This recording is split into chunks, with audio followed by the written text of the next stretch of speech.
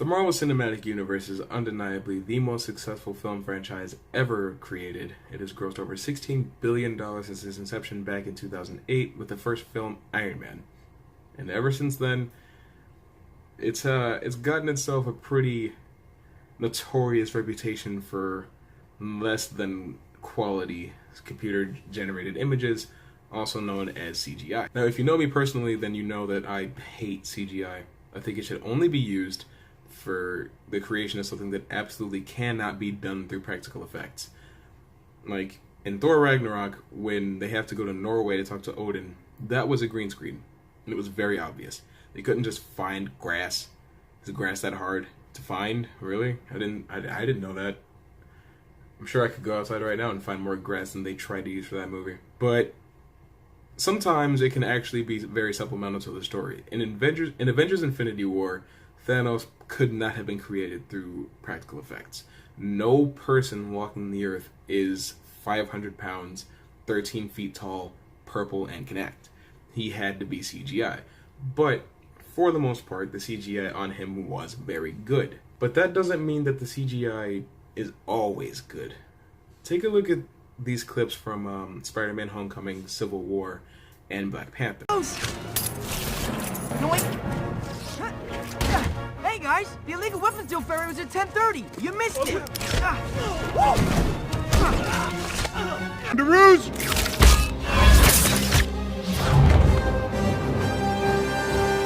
Nice job, kid. Thanks. Well, I could have stuck the landing a little better. It's just a new suit. Wait, it's nothing, Mr. Stark. It's perfect. Thank you. Yeah, we don't really need to start a conversation. Okay.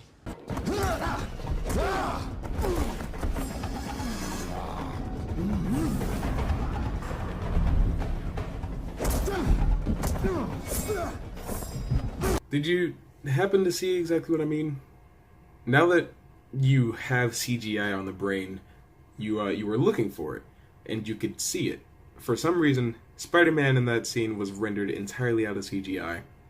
I don't really get it. Iron Man was rendered entirely in CGI against a CGI background, with Robert Downey Jr.'s head being the only practical thing you were seeing, so it stands out like a sore thumb. And for some reason, though Black Panther was just kind of there, he was rendered in full CGI.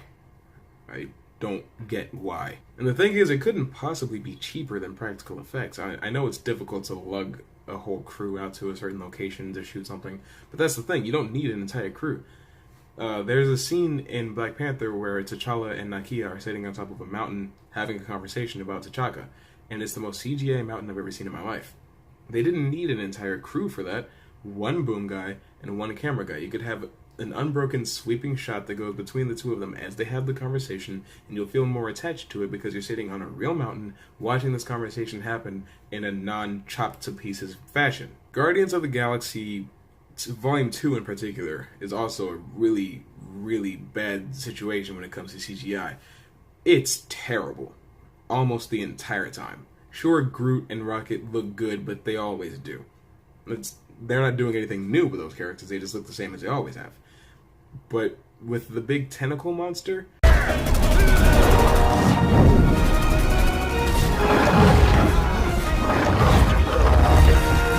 it is one of the hardest things in the world to believe that it's actually on set. And I'm not even going to talk about DC's terrible CGI displays because I'm not going to kick a dead horse while it's down. Doctor Strange had an extraordinarily modest budget of $165 million. Hold the presses. Did I just say that $165 million is a modest budget? Well, Avengers Infinity War had a budget of $311 million. So I think it's a bit modest in comparison, wouldn't you say? Point is, though, the special effects in that film are very believable through and through. I just watched it again recently. It's 2 years later. It still looks just as real as when I saw it in 3D on day one.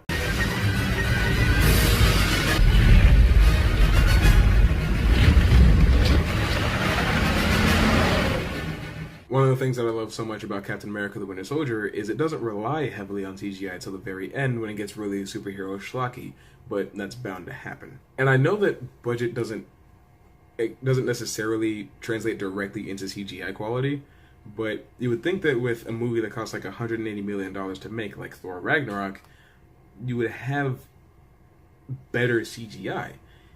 And the thing that can really help CGI quality be better is saving money for it by using practical sets. In Black Panther, when they have the trial by combat to take the throne, the water pit that they're fighting in is real, and everything else is blue screened. I know they couldn't actually build it on a legitimate waterfall, but couldn't they build a waterfall out somewhere that's only 3 feet high, and then they frame it to where you never see too far down?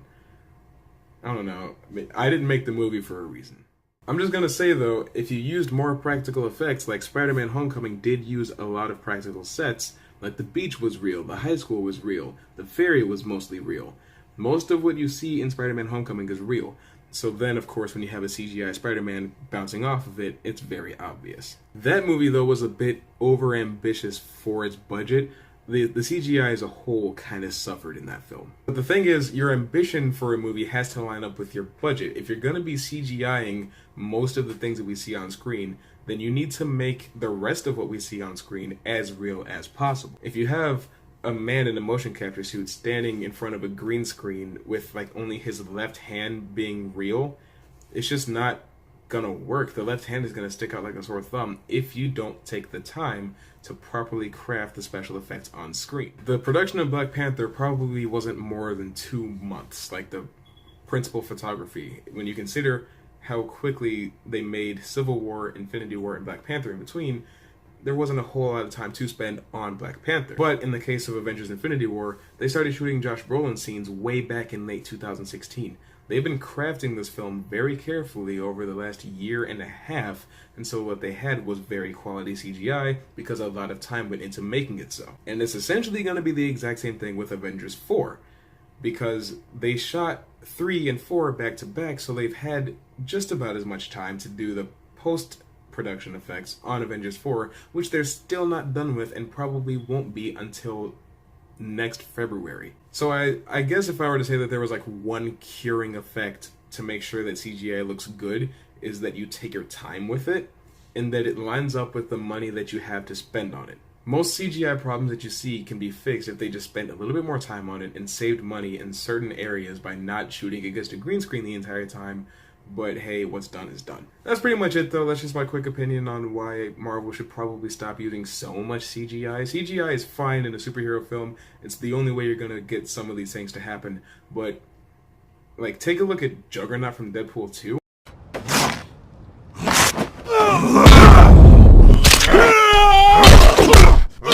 He looks like he's made of rubber.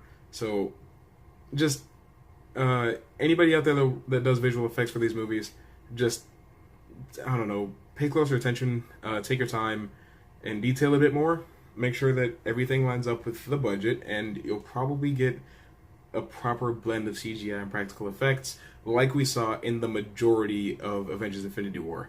Except for, But, if you like what you've seen here and you want to see more, click anywhere on the screen, and you'll get way more of me.